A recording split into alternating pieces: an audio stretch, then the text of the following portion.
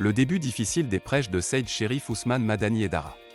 Quatrième épisode de la parcours de Saïd Cherif Ousmane Madani Haidara. Bienvenue sur Actualité Vulibali Kene. Facebook et YouTube, la page qui vous définit au mieux le profil et les actions de Cherif Ousmane Madani Haidara. Si la vidéo t'a plu, alors laisse-moi un pouce like et partagez la vidéo. Merci et on continue.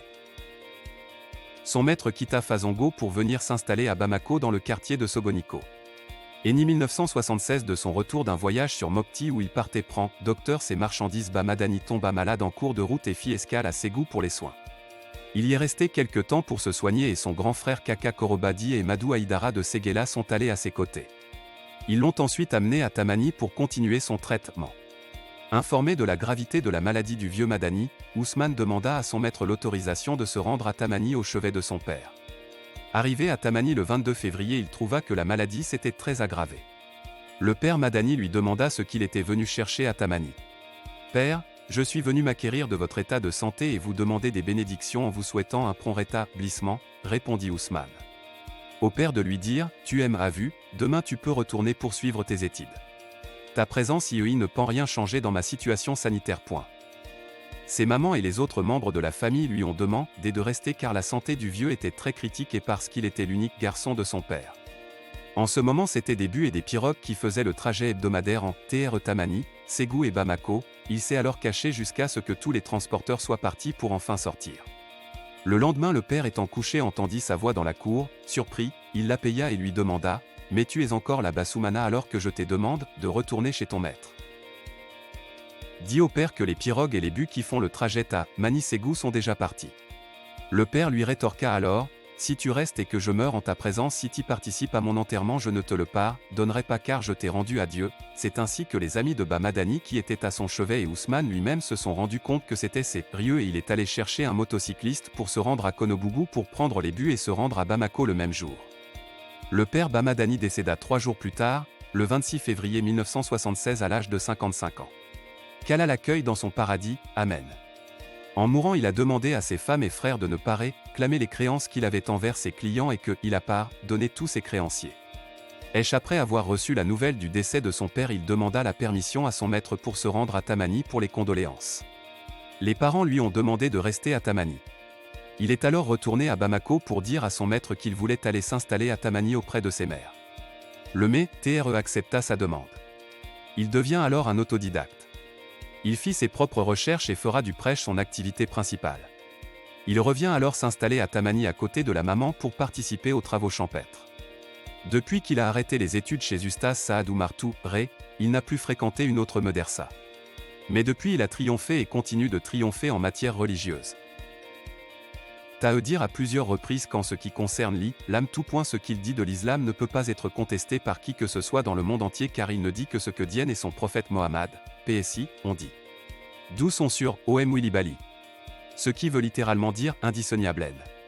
Ces propos ne peuvent pas être démentis avec des preuves palpables et indiscutables à l'appui en ce qui concerne l'islam. Tous ceux qui le contredisent ne le font qu'en présence de leurs disciples, dans leurs mosquées ou à côté de leur FEM, M0 à mes face à face. L'islam n'est pas multiple ou multiforme, il se résume en sept phases. Si tu reconnais l'unicité de Dieu, sois juste. Camus rappelle le sceau des prophètes qui n'a jamais passé une minute chez un maître ou dans une salle de classe, mais au jour d'aujourd'hui encore les grands savants et chercheurs sont encore en train de découvrir ce qu'il a dit depuis le 6 siècles. Le début difficile des prêches. Ousmane se maria en 1979 à sa cousine Bafouné Traoré avec laquelle il aura plusieurs enfants dont le premier et le plus connu porte le nom de son feu père Mohamed et Madani Haïdara. Après un an passé à Tamani, il s'est rendu à Daoukoro puis à Bongani en Côte d'Ivoire en fin de l'année 1979 début 1980 pour prêcher la religion d'Allah. Il s'est ensuite rendu à Abidjan en 1981. Il avait le savoir maraboutique et le pratiquait de temps en temps. 2 ans après, il est revenu à Tamani.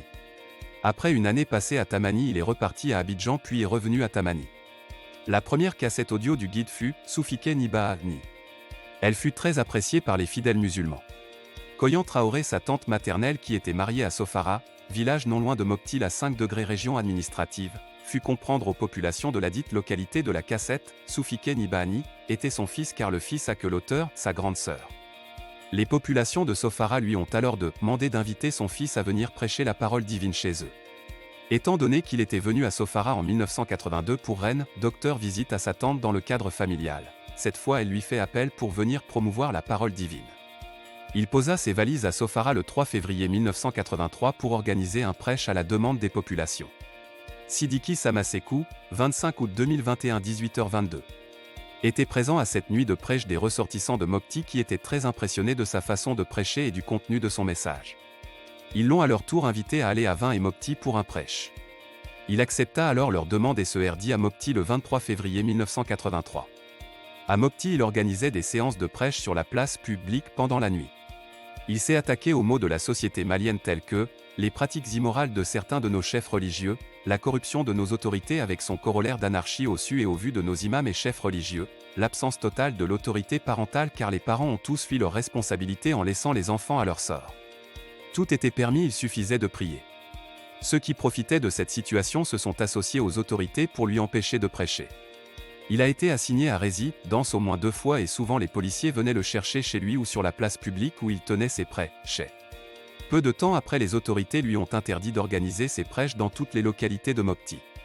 Il alla demander aux autorités pourquoi elles ont pris une telle décision. On lui a fait savoir qu'en prêchant il critique les riches, les marabouts, les autorités et les grandes personnalités et que s'il pouvait faire ses prêches sans toucher à cette couche de la population et à accent grave dire s'il pouvait prêcher comme le font les autres il peut reprendre ses droits de prêche, mais s'il ne peut pas l'interdiction restera valable.